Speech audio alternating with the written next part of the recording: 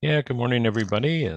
Thank you very much for chiming in today and joining me for our Zoom Q&A, where we're going to look at lesson 3 and go through what's involved with that. And the primary part of lesson 3, of course, is the sector compass, and that's an exciting exercise to go through.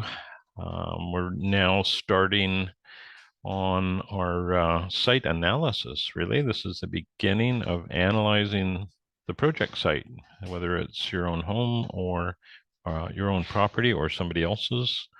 And it's a really interesting process that permaculture lays out for us in terms of getting to know the site better and designing appropriately for that. All right, so let's share screen here. I will share my screen and we can go over a little bit about lesson 3, and I can show you some examples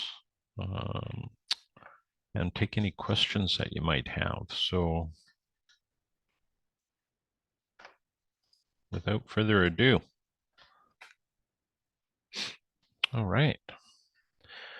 So this is our lesson 3 discussion board, and I'm sure some of you have taken a look at that already, but there are a few things. So the Site and Regional Challenges Survey is all part of our site analysis. We're sort of trying to get a big picture view of the area in which the project site sits, as well as, the even larger picture of some of the challenges regionally that you're up against. And those could be quite a wide variety. They can be cultural, socioeconomic, and then we're going to look also at some of the natural disaster potential and what we might be able to do in terms of creating some resilience if and when those happen. And I guess it's not so much if, it's when.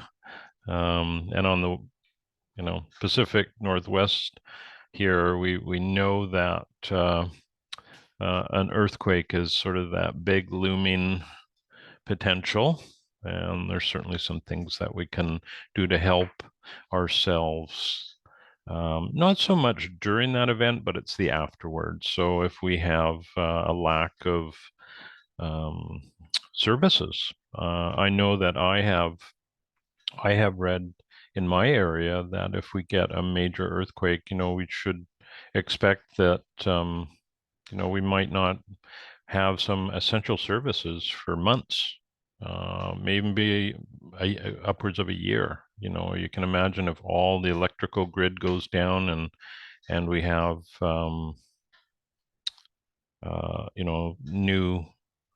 new infrastructure that needs to replace it. It'd be a very, very time-consuming effort. So, not to mention trying to get the materials to begin with. So, yeah, we'll go through that.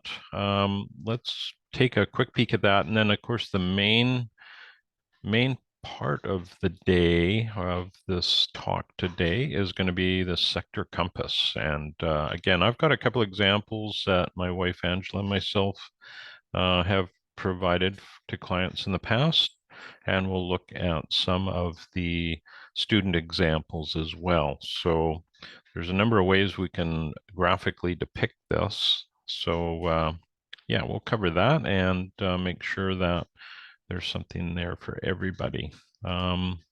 So I do believe that the Site and Regional Challenges Survey here is pretty straightforward. I'm going to bring up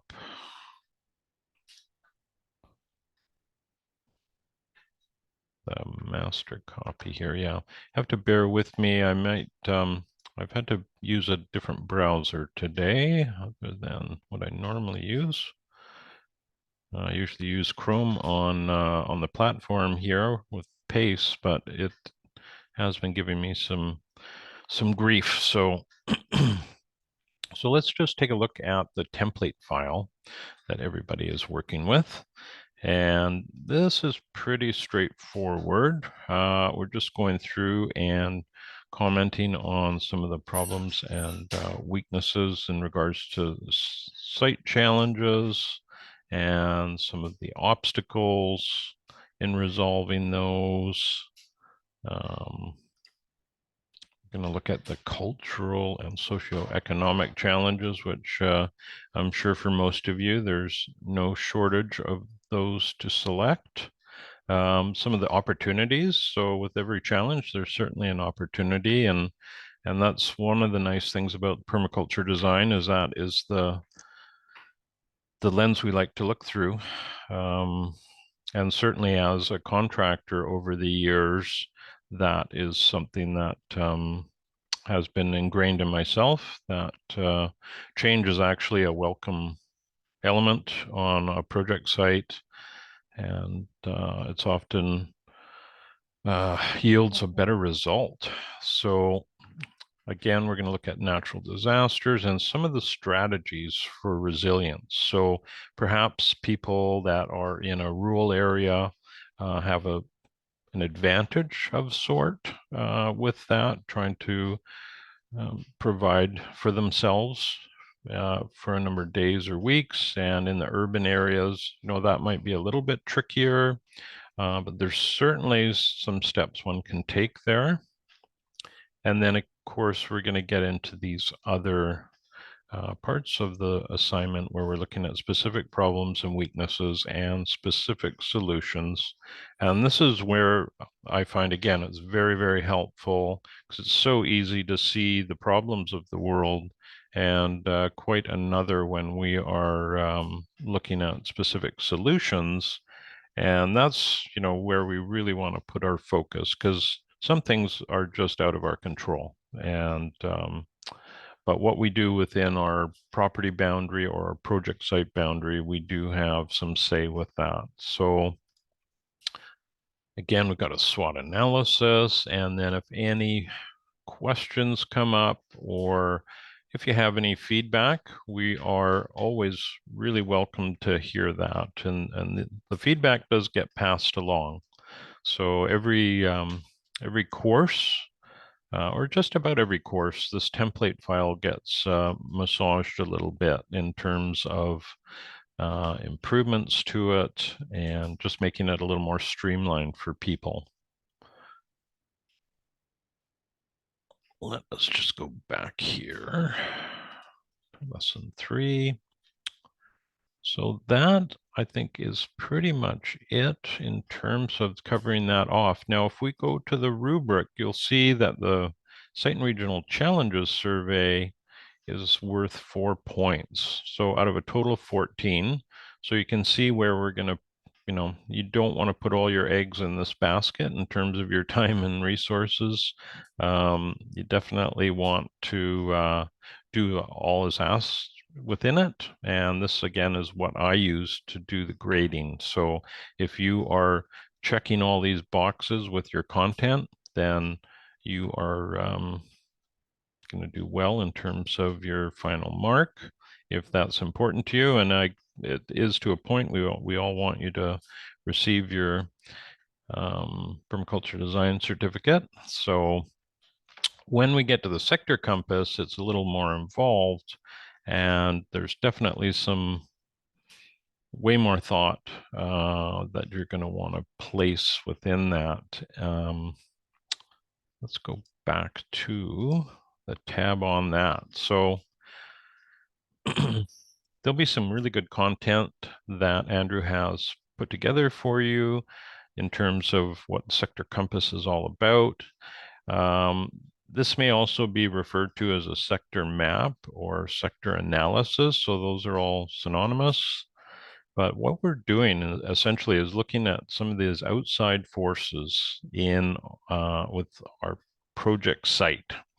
And the reason we're doing that is often they have a profound influence, and we have pointed out a few here. I'll just get my little pointer tool going. So we have a sun sector, and that obviously has a huge impact On the project site, we have a prevailing wind, a fire sector, a noise sector, views, wildlife and water flows. There may be others as well that are site specific. There could be pollution, there could be privacy. There's quite a few potential to put in there. Now, why are these important? Well, for my wife and myself, what we do when we are putting together a design for somebody is this is our first step. So we will do our site analysis and document the sectors to the best of our ability, and then we will share that with our client, and just to make sure that we've got this covered off. And this document plus our client survey is what we often reference as we're going forward with our design thoughts. And we want to make sure that we're covering off to the best of our ability some of these sectors, whether they are things that we want to amplify. So that an example might be the winter sun, right? You may want to make sure you're getting as much winter light to your house as possible or to a portion of your garden. We have a winter vegetable garden as part of what we do here. And we certainly, that is absolutely critical for it to thrive. Deflect, so there may be something there that we don't want. And even though it's coming into the property or into the project site, we may want to try and deflect it to the best of our ability. And that could be a summer sun, the very intense heat that gets as a result of that. So an example where we live is we have a house where we have, a southern portion of our home that gets very, very warm during the summer. Now, the flip side is we want that light during the winter months. So we're very happy to receive it then, and we want to deflect that. So we do that in a number of ways through shading the house. And then accept. So you'd be also open to accept all of that. And you're probably going to find that some of these sectors potentially have multiple actions associated with them. So winter sun for us would probably be accept as well as amplify. The more solar radiation that comes into our house during the winter, the better. And we're very fortunate that way. We get a lot of winter sun. So those are just examples. We'll look at some drawings here so we can see graphically what that looks like. But again, some of the elements that we want to include, again, would be your title block with your name. So every time you do put together a design sheet, you want to make sure that your name is on it. And there's a title to the sheet so that if somebody else happens to be looking at it, that's one of the ways I look at some of the designs we put together is if I wasn't there explaining it to my client, how easy would it be for them to interpret what's on paper? The other is the north arrow. And then we get into the sectors themselves. So we want to look at the sun sector. Now, these are some obvious ones, right? So everybody's going to have that, and prevailing winds, a fire sector. So some of you may or may not have that as a concern. I would say if you're in a rural area, most likely you would have a fire sector. I know we have that. In an urban area, that's probably less of an issue depending on the site itself. But often when we get, seriously disturbed sites. So subdivisions are that, they were completely changed from what they once were. The fire sector can be very, very low, if present at all. And we have social sectors and noise and wildlife and water. That's also a very important one. So if you've observed that and this is a great time of year for that, if you've observed that you have water entering your project site from another property, you definitely want to indicate that on your drawing, because as we go forward, in fact, once we get into lesson 5, we're going to be looking at that design layer, which is one of my favorite and probably one of the most important in terms of how it drives the landscape. And where we live, we definitely had a water sector here. We have a neighbor with about 3 acres that's geared for equestrian. So when that happens, typically, and certainly in this case, it's completely degraded property with very little coverage in terms of foliage. So when we get heavy rain events, we get a lot of water that comes off that property. And fortunately, we have a ditch that will take it. But we have now, in the last year, we have the ability to redirect some of that water into a rain garden and hold it on our project site here. So again, this is a really fun layer, and this water sector is something that you'd want to document to the best of your ability. And depending on the site, it could be a multitude of sectors. So it may be, again, most often water coming off of a neighbor's site that's higher than yours. The tricky thing that we also want to do here is think about, well, we have these outside influences. What is it we ideally want to do with them? Do we want to enhance and amplify? Do we want to deflect or simply accept them? And I've given you a couple examples so far.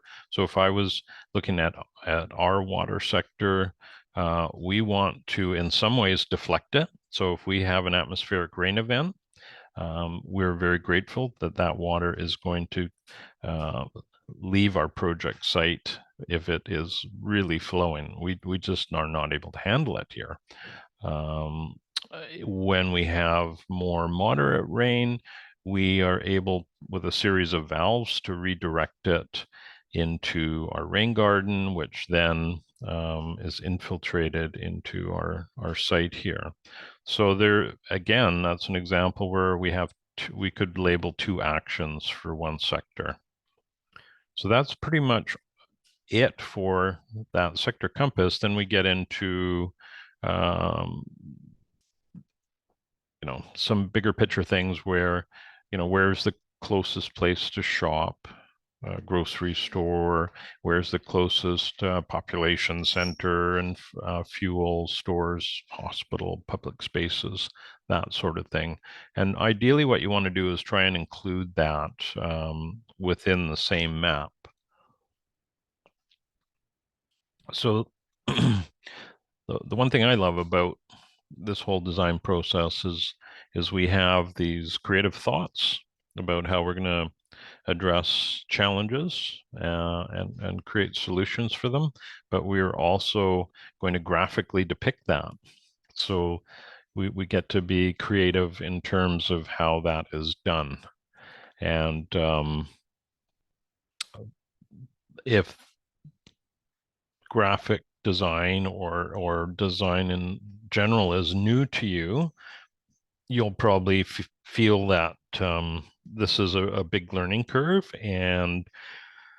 but you have to start somewhere, and there's absolutely no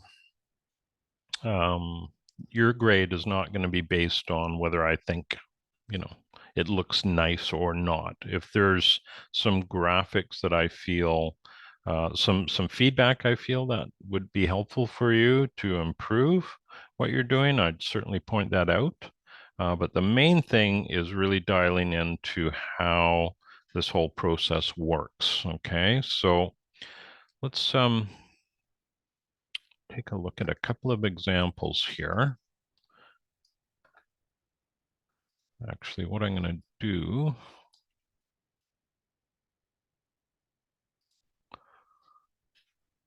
I'm just going to take a quick peek.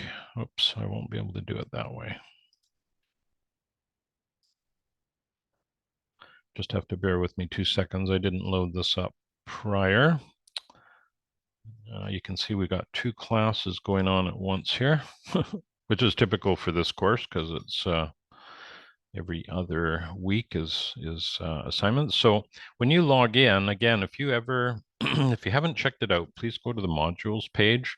It's, I know there's so much content to go through here, but there are some really good portions.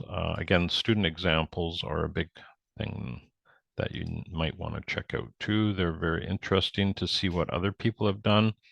And in fact, I know I've probably mentioned this before, but I was really fortunate for about 2.5 years. I was a commercial landscape estimator and project manager. So I got to see probably 5 or 6 landscape architects work every week because we would look at them, see if we wanted to bid them. And that is such a great way of learning how other people depict their ideas. So do make, my advice would be to check out as many students' work as possible. So let's see what this person has done. And it's all about having your base plan in the middle. And if you wanted to include your Google Earth map, that's probably a great idea. That gives us an idea of the context outside the property line. And you can see here that there's a number of sectors listed, and they all have a color associated with them. And in this case, there's this band of color that sort of radiates. This is how I interpret it, radiates from the center, right? So the summer sun and then the winter sun is pretty prominent. There is a water flow sector here. So as we're going through our design in sort of lesson 5, you know there's water potentially impacting the project site from this direction. That's super important to know. There is prevailing winds here, and there's fire. That's another thing to be really mindful of course.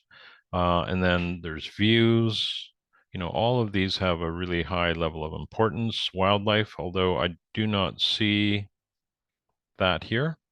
No, they made a note. There's no wildlife sector to worry about. There's pollution and noise, and there is neighbors. And then you'll see here there's actions put here and a little description. So this is a great way of putting it together. It's everything is on one sheet, and I don't have to, or anybody else doesn't have to go back and forth looking at a legend versus the drawing itself. So I would say that's a pretty safe approach for all of you with any, you know, whether you're putting a design sheet together for the course here or afterwards, if you go on to do some work professionally, is trying to condense the information onto one sheet has a lot of value, even if that means that your design or your image is shrunk down a bit.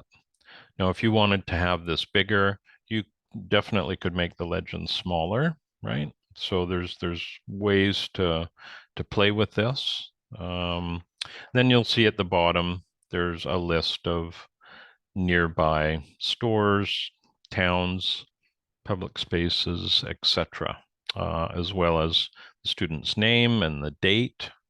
So the date is important, and it's important to get it used to doing that. And I'll show you an example of some of the work that my wife and myself do. And we actually we have a date on our sheets, but we also have what's called a revision date, because often we will be going through and making changes based on feedback from clients. So we want to make sure when we're looking at a design sheet that it's the latest version, right? And that's one way of doing it. So this date does hold quite a bit of importance. North arrow and a scale. So these are all things that you want to include in every single design sheet that you do.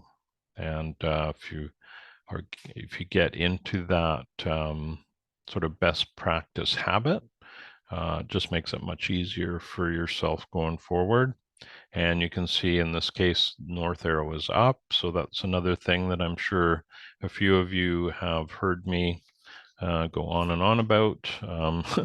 But that is a global standard in mapping and in the architectural world. So I would embrace that. Now, there is a point, and I do it many times, if we're looking at any specific area where we are just zooming in on a spot, we may want to tilt that.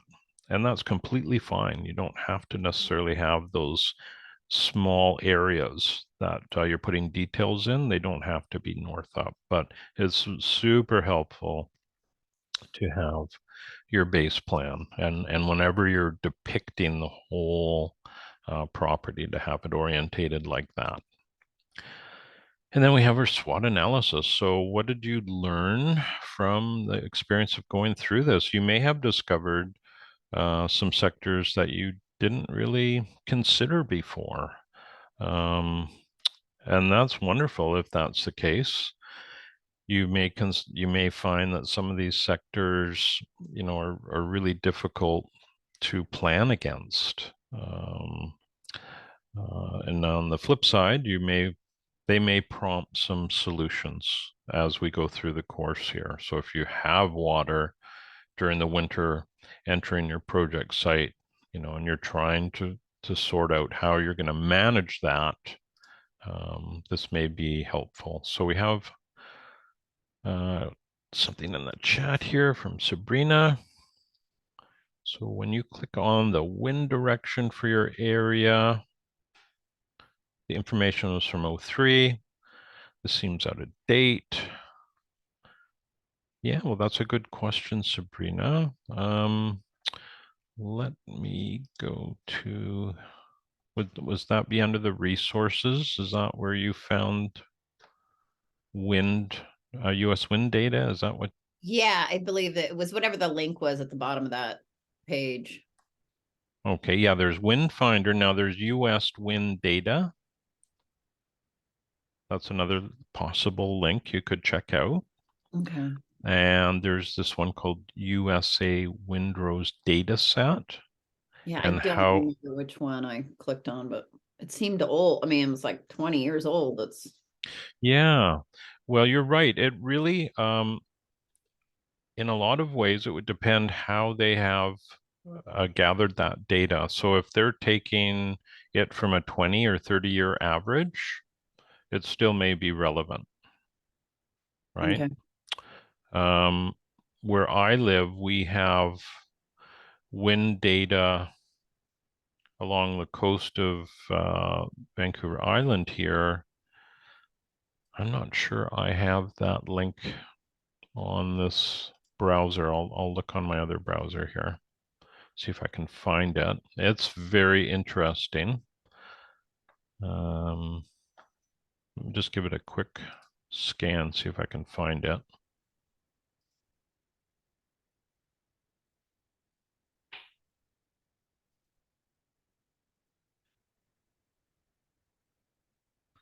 And you'll probably find a few that are just giving you current wind, and that's, perhaps not what you want. You want the sort of averages. So typically what happens during the winter and the summer months, because obviously having some wind during the summer, most likely, unless it's extreme, would be welcome.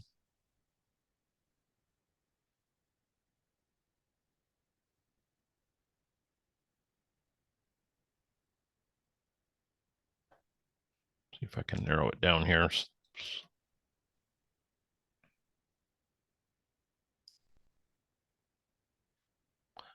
Here's a pretty good one. Okay, I'll share that.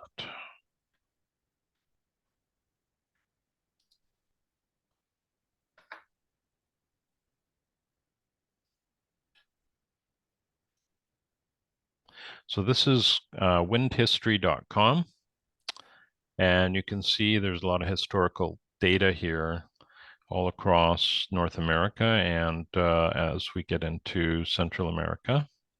So you just zoom in, and this is the vicinity I live in, and it will tell you, you have to click on it, but it gives you all sorts of useful information by month and the frequency of the direction and the average speed. So check that out. That might help you out. Okay, thanks. And it may be in alignment with what you're already have gathered, but that is one I use a fair bit with our work. All right. Oops. Sorry, there we go. So yeah, that's one of the student examples. Let me just show you, I'm gonna stop sharing here and just flip over to another document.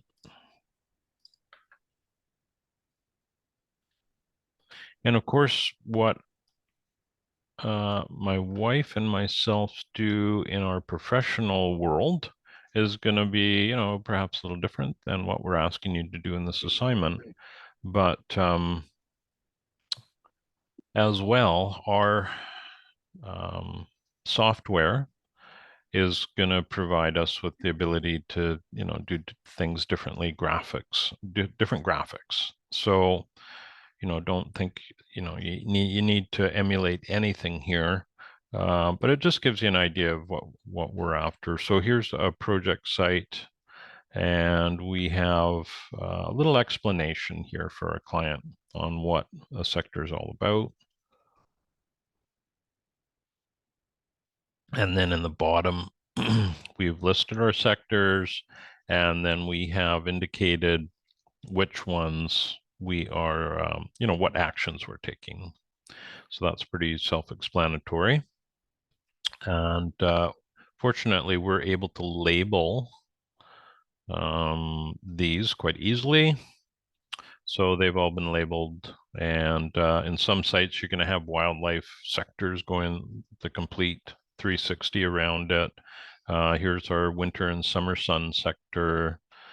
And this is where having your base plan orientated north up is really helpful. Makes it much easier to put this together. There's a privacy, prevailing winds, and in this case, our client was basically lives very, very close to a major highway, and there's quite a large mound created to divide that, to buffer it, so you don't see it from the property, but you certainly hear it. It's quite challenging working on this site, and we've had several phases of work over the years here. And a view corridor. So that's an unfortunate thing. When your view corridor and your pollution noise sector are in the same direction, what do, right? You screen that out? Well, then you're losing your view. And we find that where we live too. We have, we're up on a slope, a couple of kilometers from the water, and we can see the waters and the mountains of the BC coast, which are quite lovely. But we also have a highway down there, and we get some noise from that. So we've hit a balance here where we have partially obstructed the view in order to buffer some of that noise. And again, here's privacy and fire. In this situation, even though this is an urban lot, so this is rare, the urban lot had a park, a wooded park surrounding or coming up to the back of it and onto the north side of it here. So that is one example. Here's that little revision box that I was telling you about. So every time we revise a drawing, it gets noted here on the date and what it is all about. So one other example I can show you here today is another project we did, and similar kind of deal. Just a base plan with our sectors around them. We don't have the actions listed here. You know, if I was doing it again, I probably would. That was, that's okay because we kind of knew inherently what we were going to do with that. You'll notice in this situation, my north arrow is not up, right? So there's exceptions to the rule at times, and I decided I wanted it orientated a few degrees off, and that's why my summer and winter sun sector are slightly off kilter compared to a north up image. So we also have a flood sector, so there is this threat of water from this side here, and we have a view, and of course wildlife all the way around. And as we go through the course, we will kind of walk you through on this particular project some of these additional layers. Like this was our water layer. We're not going to really get into that today, but here's our access layer and our soil layer. So these are all slightly different than what we are going to be doing in the class. But when we enter an urban project, we will, well, not just urban, we'll say even acreage homestead. We divide up our work into 3 different layers. We look at, after a sector analysis, we look at water, access, and soil, and those are the level of importance that we place on them. So water is the driving force, and that's the first thing we need to look at. It's obviously going to dictate what we can do beyond that, how much water we can collect, where there's areas that are hydrated naturally, where we have dry areas, what we might be able to do in terms of strategies to make those less dry. Gabriel has a question here. Did you do these design in Vectorworks? Yes, we did. That's the software we've been using for about 25 years. And in fact, we've been using it so long that it was, oh, thank you, Gabriel.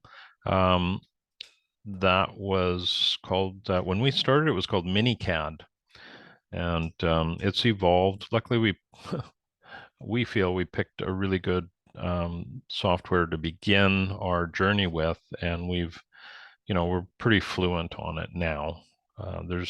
There are a few tools that we don't regularly use, but we have expanded into other softwares that complement this. So other things we use are QGIS, which is a software that will take raw LiDAR data, and we can then use all that information that's derived from satellites, and we can get contour information, we can do slope analysis, we can do what's called a hill shade projection, just helping us visualize the contours of the land. And what other things do we use? Those are the main ones.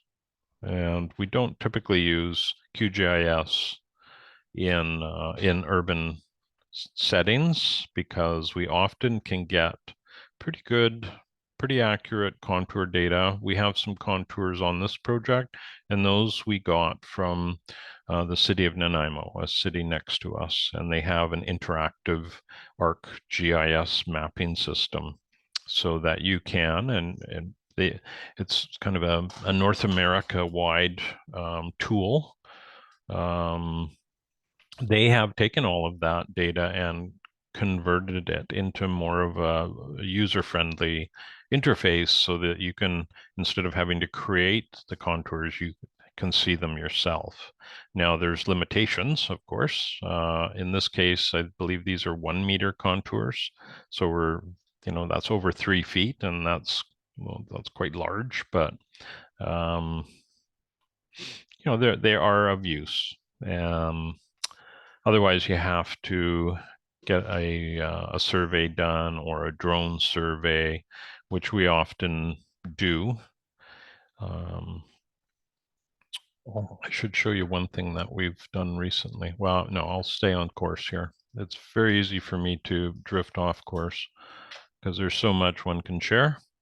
But that's about it in terms of the sector map or a sector compass, and a couple of examples here for you. So let's go back to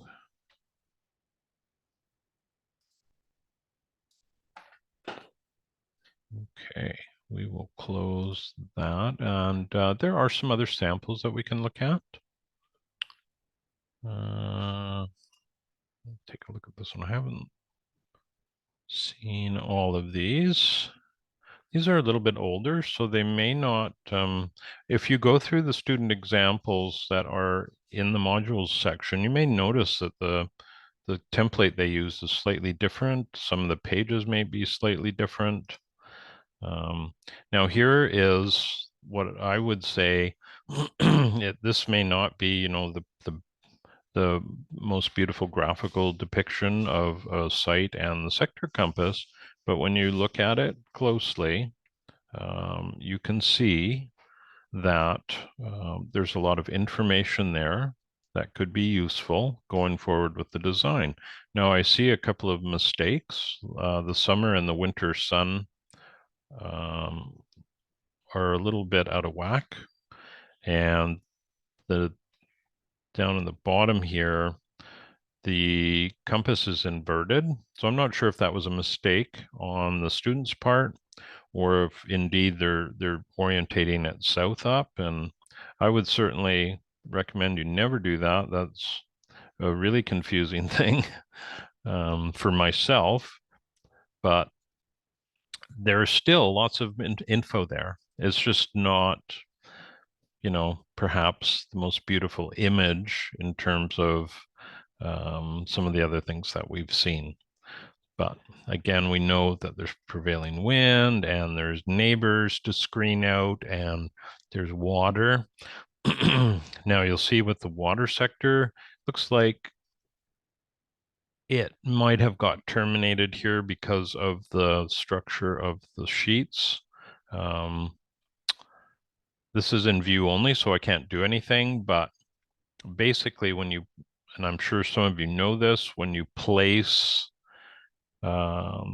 different elements on these slides, you can send them forward and back so that they could be at the very bottom and you can have other graphics over top of them. Okay. But I'm sure that is fairly obvious. So it's always interesting to see these things. We are going to be expanding on the samples. Oh, that page is not there. I'll have to let our people know that. So, and then this example is a PDF. And again, this is not the best way to share our work, but in this case, that's what that person has done. And graphically, let's get to the sector. There we are. I'm not sure if I can make that larger. There we go, a little bit. So there's nice base maps, quite a large area. And they've done a great job of placing some sectors in here that are understandable. So there's quite a bit of pollution sector, wildlife. There's view corridors, there's water, prevailing wind. So a number of different things there. So there's many ways we can do this, and in some ways there's, you end up getting a little bit handcuffed in terms of the software that you're using is going to directly impact what you can do. And if you decide you want to do this by hand, please do so. I think a number of you are doing that, and that's just fine. So no problem there. Again, there's summer and winter sun sector. So this looks great. And this is all about knowing, as you're designing, some of the concerns that you've originally observed on the site. So again, site analysis. So the more you observe, the more you know about the site, the better your design is going to be in the end. It's going to, if you're doing this for a client, you're going to be really wanting to ensure that, because it's not your landscape, and this is a tough one to, well, it was tough for me when I was early in my career. You really want to make sure this is completely geared for your client, as well as being an expression of your own creative self. So let us close that.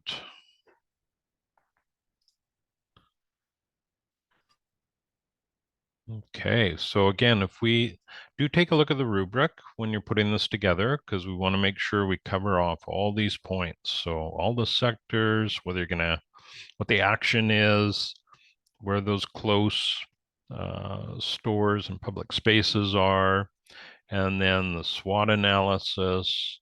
And then there's, of course, a point here for quality.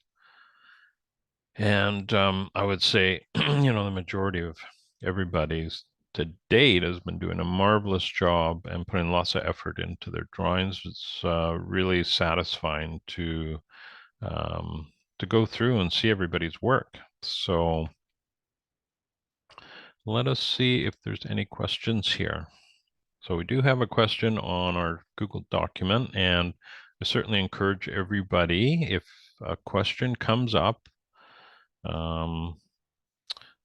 after the meeting today, not so much for lesson 3, because if you put a lesson 3 question in here after we finish the call, I probably won't see it for a little while. But prior to a meeting, if you put that in here, this is really helpful. And you'll see I answer them on the call, but I also answer the text and put any relevant images in here.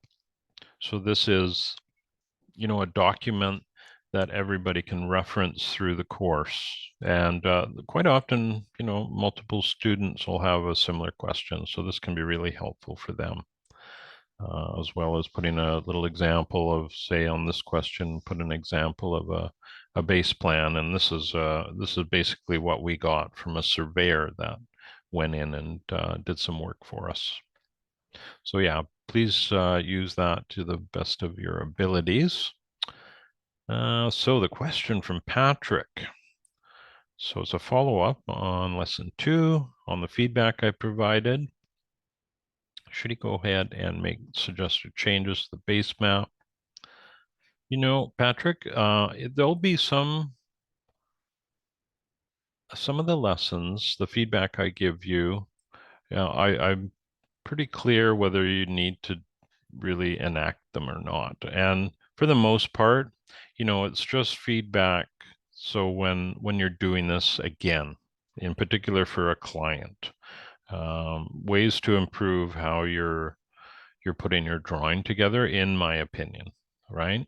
So if I've given you some feedback on your base plan, because we're reusing that through the whole course and we're building on it, I would definitely suggest you try and update it. And honestly, I don't recall what I said in terms of feedback to you at this point.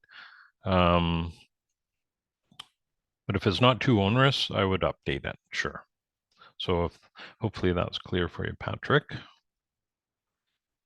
And let's let's see here. Does anybody, we got about 9 minutes left in our call. If anybody has any questions at all today, or they would wish to talk about anything, I'm totally open to talking about anything related to lesson 3 or even beyond that. This is a good opportunity if you want to pick my brain for a couple of minutes. The floor is yours, so to speak. So don't hesitate. You can pop something in the chat. You can unmute yourself and just ask away. And then if we're all good, I'll probably wrap up the call. Actually, what I'll do, I'll show you something that I had put together with a current design we're working on. I'll just fire up my design software, which will take forever. But yeah, if you have any questions, please put it in the chat or unmute yourself and we can discuss that. Oh, we've got a question here from Gabriel. Do you have any advice on how to add contour lines to a design created in SmartDraw? Yeah, that's a good question, Gabriel. I'm not actually familiar with that software.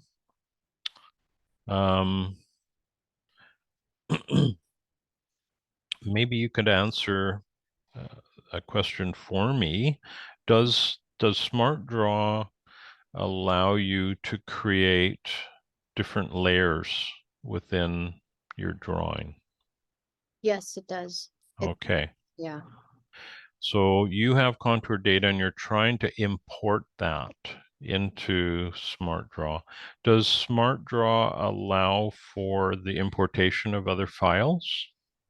They do, but they're particular about what type of file. I had a real hard time getting my survey in there, but I was able to mess around and figured it out with Oh, help cool. from friends. Right. So it was probably, was it a PDF you were importing or was it It's an image? SVJ was original file. Then it was originally the PNG, and then SVJ. And then finally I got it in with the SVJ, but I had to kind of maneuver it somehow. I forgot how I actually did it, but So your contour data, what format is that in? oh, I did the mapping app that you suggested with, Okay. yeah. So here's the tricky part. You'd have to take a screenshot, Okay. right? And that's going to differ whether you're on Apple or a Mac versus Windows. It'll be a little different process. Right. And then when you put it into the drawing, because if you take a screenshot, you can then stipulate what the format is. So Right. maybe a JPEG is easy to pull in. And when you put it in there, you should have the ability to scale whatever you have placed in there. So if you already have some data on your base map, let's say you have a Google image or you have a property line that's really easy to see, Mhm. you should be able to scale your imported image to match up with some aspect of that. And it Okay. may be kind of, reality is you're going to be guessing a little bit, right? Mhm. If you were to do, sorry, I'm just starting something here while we're talking. I was If, thinking of putting it into like Photoshop or Illustrator and doing a trace, oh yeah, that's a and good then idea. taking that trace and make it transparent and then bring it into SmartDraw. Sure. Is that something? I don't know if you can do that, but I'm just. Well, the advantage of that is then you don't have these two Google images that might conflict with one another, because that Mhm. Mhm. maybe when you're doing that, you want to somehow indicate a landmark like the property boundary or something like that. Okay. But that's a great idea. Yeah, I Okay. would try that. Okay. And sorry, I'm not familiar with that Okay. particular software, but Okay. they all seem to have various aspects. So sorting them out can be not too hard. Okay. So yeah, you try that, and the contour data is really vital. in my opinion. Yeah. Well, it certainly will be when we get to lesson 5, because we need to know where the water is flowing, and the contours tell us exactly that. Well, at least in part, a big part. I'm just going to share my screen here. So I'm not going to share my screen quite yet. So are we good, Gabriel, or is Yeah, that it's okay? great. Thank you. Yeah, no problem. Thanks for your question. So yeah, Grace has a comment here for you. She would trace and expand. So I believe Grace is very much dialed into graphical design. And so thank you for that. Thanks very much, Grace. That's super helpful for Gabriel. All right. Well, I'll keep my eye on the chat here, but I'm just going to show you what I've been up to. I've got a couple minutes here. So this is a project, it's a little acreage project that we're involved with. And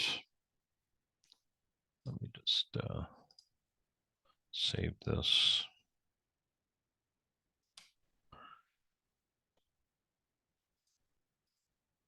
So this, what we're seeing right here, is a result of a drone survey that we received, and we were able to convert into usable contours. It came to us as a 1 foot contour file, but it wasn't looking like this. It comes as a shape file, what's called an SHP file, and our software is able to take that and interpret it.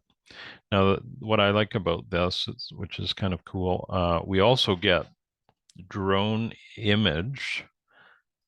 Let's see here, we'll show others. So here's the drone image that, fortunately, this is all geo-referenced. So when we import this info, it's all geared for specific location on the Earth. So when we literally drop this, I think it's about a 400 megabyte high definition drone image, and it just places itself exactly where we want to. So, you know, as you get into things, typically the more you spend on software, it does make your workflow a lot easier. This was assembled in about, 20 minutes. So this is how we start. So you can see the resolution that we have here is pretty high. So we're going to use this drone image to start building our base map. We haven't done that yet. We've just got this raw data. And so we can utilize all that we see here. We can see where the fences are, hard surface, the house, there's a little barn over here, and greenhouses. And this was last fall. So it's taken us this long to get to this job. We also have 1 foot contours, and we can see the slope in behind. These are also labeled, so we can tell whether they're going up or down. We know that there's a few tricky points in this project down here, for instance, where these contours get pretty steep, and we may have to look at some retaining. The clients have expressed that interest to retain part of this. And then what's really cool is we can build a site model, which that's what this is. So we can build this site model, and we can then start to move around in it. And it has relief. So it moves according to the contour data, right? So you can see there is some slope there. Now it's a little bit misleading because we have a drone image going on below, and we've imprinted the drone image onto the model just for reference. And we can turn that off if we wish to, but that's kind of fun. Thought you might enjoy that. But the main thing here is we want this 2D overhead view that shows us where our contours are. And I'm not sure why I have a duplicate there. Oh, I see. When we go through the process of bringing in contour data, we end up having to simplify it. And that's why we have these double lines. And I just have to turn that off. I got to remember where I put it.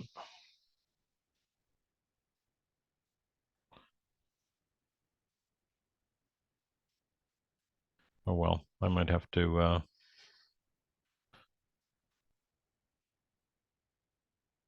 might have made a layer. So in Vectorworks, you have layers, which is what we've got going on here. And then you have what's called classes, which are specific, call them elements. So when we put our drone data in, we have a specific class for that. Drone image, so we can turn it on and off.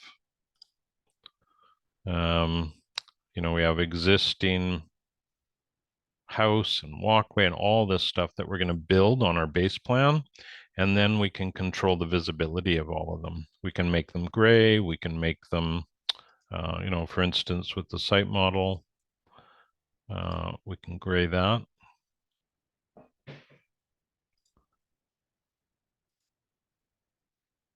So we can do all sorts of stuff. So I won't bore you with that, but thought you might enjoy a couple minutes of taking a look at a new project. And as we go through more of these Q&A sessions, we'll show you how we can take, let's say, QGIS data and place it into Google Earth and use that for communications with our clients. I've got a couple new messages here, and then we will probably wrap up. Okay, how long does it take for one to become proficient? Well, that's a really good question.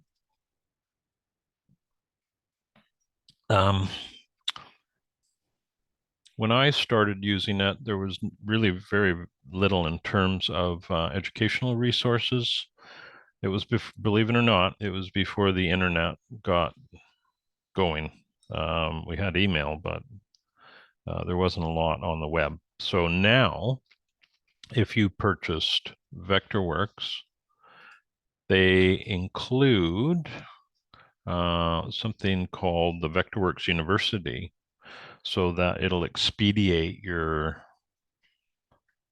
I'm just gonna see if I can find it for you. There we go.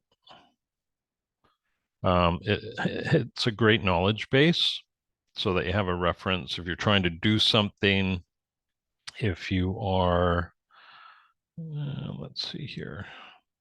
There we are. I'll just share screen on that for a second. But to answer your question, I would give yourself about a year, you know, so it's quite a while. There's no doubt about that. But here is the Vectorworks University, and I could say, oh, I want to dial into landscapes because this software is for architectural, it's for lighting design, it's for all sorts of things. And they have actual courses that you can go through here. So site grading improvements, you know, there's a great one in here on utilizing GIS information. So yeah, I can't say enough about from a professional design standpoint, it is fantastic. All difficulties. So there are a lot of courses here, and they're not all being shown right now, but as you can see, you know, for instance, a lot of people use this for, and we used to when we were doing commercial design work. So you'd be working with a design team, you'd have your civil engineers and your architects, and files get shared. So you want to be able to import those into your computer and export them after you've done your work. This allows for it. We did try another software when, I'm trying to remember what the name of it was, at one point about 15 years ago, just as a trial, and we were not happy with it. Not to say it wasn't good, and I see it today. I'm just trying to remember the name of it. Oh gosh, it's on the tip of my tongue. But we came back to Vectorworks because it was so easy to take drone data. We could import PDFs easily, and share files with other people's.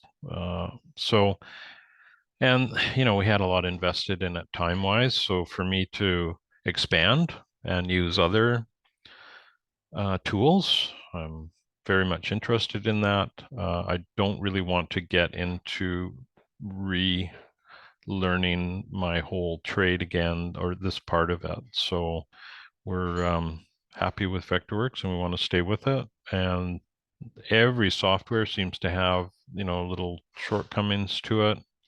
One thing you want to try out if you are considering Vectorworks, they have a forum here. Go. This is fantastic. So if you run into a jam and you need some help, you post a question. In fact, I did the other day. So site design. Not sure. There we go. I had a slope model question. Oh no, I was replying to this fellow. He was doing slope analysis, and Vectorworks doesn't do it very well. I don't like it too much. So this is what we do with QGIS, and this was imported into Google Earth, so it makes it even better to share with clients. And in this case, each color represents a degree of slope on the landscape, and so it's a very, very deep rabbit hole. You could spend your life learning about all these things, and yeah, it's all good. And then somebody made a suggestion of how I could use Vectorworks to import into Google Earth, and it did not work very well at all. So I stick with QGIS when we're dealing with this sort of raw data, and that's a hillshade projection, so you can see the relief in it. So without even having contours, you can tell there's a slope here.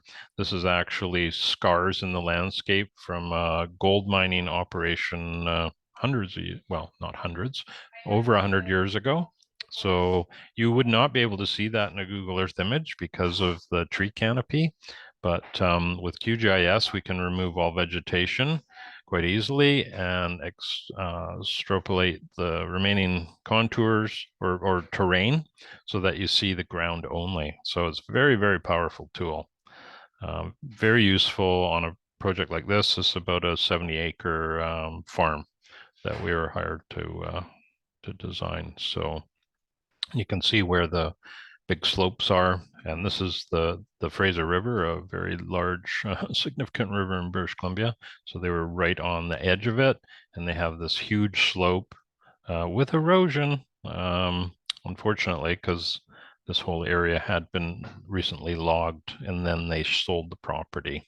So new owners thinking, fantastic, they can all this beautiful view, but they literally have hundreds of thousands of dollars worth of erosion control that they have to do on the slope, let alone start growing food or raising animals. So, all right. Yeah, so thank you, everybody. I'm going to chime off here unless there's another question, but we will be diving into all these little things as we go along with other Q&A lessons, or not lessons, Q&A Zoom meetings. And again, I like to share what we're currently doing, and I think we've got 3 designs on the go right now. So we'll show you little bits of that as we're going through them, and might help you out. And if nothing else, you getting exposed to what other people are doing is really important, I think, in terms of growing your own skills. And yeah, thank you very much, everybody, for being part of the talk today, or the Q&A today. And we'll look forward to seeing your assignments. If you have any questions, or you run into any challenges leading up to next Monday, just pop a note in the help discussion board. I do keep my eye on that. What happens is every other week I'm grading another class's assignment, so that the focus, for instance, today my focus is on this other class, so I'm kind of buried into that. But when I do check back on this class, I definitely keep my eye on the help section. So anyhow, you have yourself a great week, and thanks for joining me today. We'll see you later.